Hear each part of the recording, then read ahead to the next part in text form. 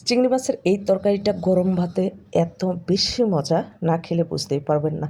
সুপ্রিয় দর্শক, দূরের এবং কাছের দেশ এবং বিদেশের যে যেখান থেকে আমার এই ভিডিওটা দেখছেন, সবাইকে আসসালামু আলাইকুম। আশা করি সবাই ভালো আছেন। আজ আমি আপনাদেরকে রান্না করে দেখাবো ঝটপট চিংড়ি মাছের দু পেঁয়াজা। এটা খেতে যেমন টেস্টি, দেখতেও তেমন লোভনীয়।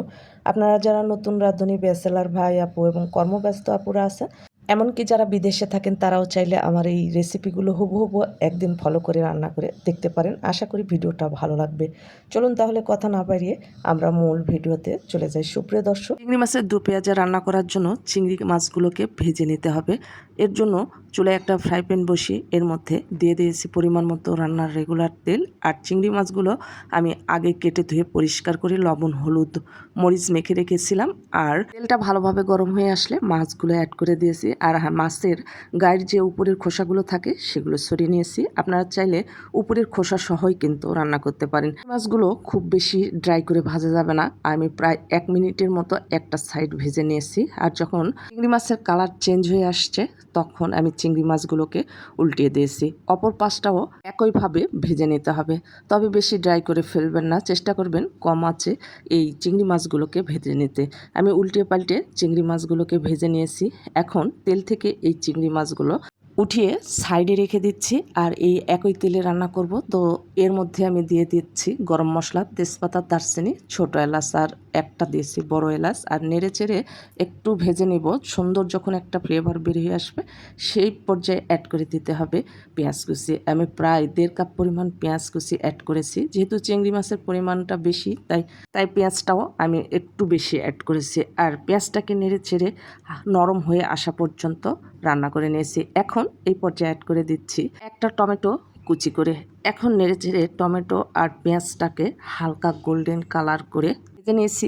এখন এই পর্যায়ে অ্যাড করে দিচ্ছি 1 চামচ আদা আর রসুনের পেস্ট অ্যাড করে দিয়েছি। আর নেড়ে চেড়ে আদা রসুনের কাঁচা গন্ধ চলে যাওয়া পর্যন্ত ভেজে নিয়েছি।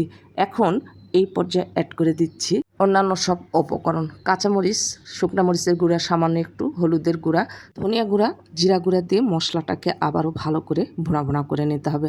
মশলাটা যত ভালো কষানো হবে, তরকারির টেস্টটা কিন্তু ততটাই ভালো হবে। তো দেখতে পাচ্ছেন মশলাগুলো আমি ভালো করে কষিয়ে নিয়েছি।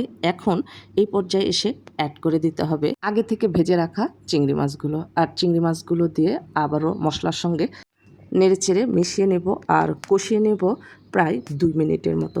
এইভাবে মশলার সঙ্গে যদি এই চিংড়ি মাছগুলো কষিয়ে রান্না করেন, তাহলে কিন্তু খেতে দুর্দান্ত একটা টেস্ট হবে। আর দেখতে পাচ্ছেন তেলগুলো কিন্তু সারা সারা হয়ে আসছে। আমার মাছগুলো কষানো হয়ে গেছে। এই পর্যায়ে অ্যাড করে দিচ্ছি মাছগুলো ভালোভাবে সেদ্ধ হওয়ার জন্য পানি 1 কাপ পরিমাণ।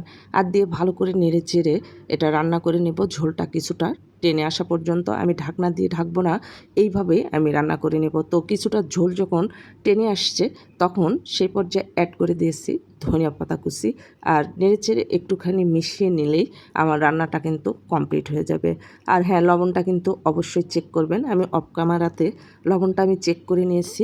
আর আমার রান্নাটা কিন্তু কমপ্লিট হয়ে গেছে। দেখতে পাচ্ছেন উপরে কিন্তু তেলগুলো উঠে আসছে, আর ঝোলটা একটু মাখো মাখো আছে। এই পর্যায়ে আমি চুলার জালটা অফ করে দিচ্ছি আর সার্ভিং ডিশে সার্ভ করে নিচ্ছি। ঝোলটা যদি একটু মাখো মাখো রাখেন, তাহলে যখন ঠান্ডা হয়ে যাবে তখন কিন্তু আরও টেনে যাবে।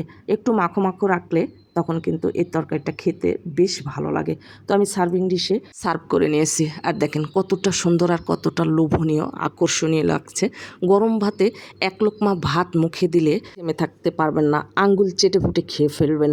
একদিন হলেও আমার এই সেম রেসিপিগুলো হুবহু ফলো করে রান্না করবেন। আর রান্না করলে কমেন্টে জানাতে একদমই ভুলবেন না। এইরকম মজার মজার সহজ আর নিত্য নতুন রেসিপিগুলো পেতে আমার চ্যানেল সাবস্ক্রাইব করে পাশে থাকা বেল আইকনটা ক্লিক করে রাখবেন, যেন নতুন কোনো ভিডিও ছাড়ার সঙ্গে সঙ্গে নোটিফিকেশান সবার আগে আপনার কাছে পৌঁছে যায়। আর যারা ফেসবুক থেকে দেখবেন, প্লিজ ফেসবুক পেজটাকে ফলো দিবেন, লাইক কমেন্ট শেয়ার করে আমার পাশে থাকবেন। ভালো থাকবেন সবাই। দেখা হবে পরবর্তী ভিডিওতে। আল্লাহ হাফেজ।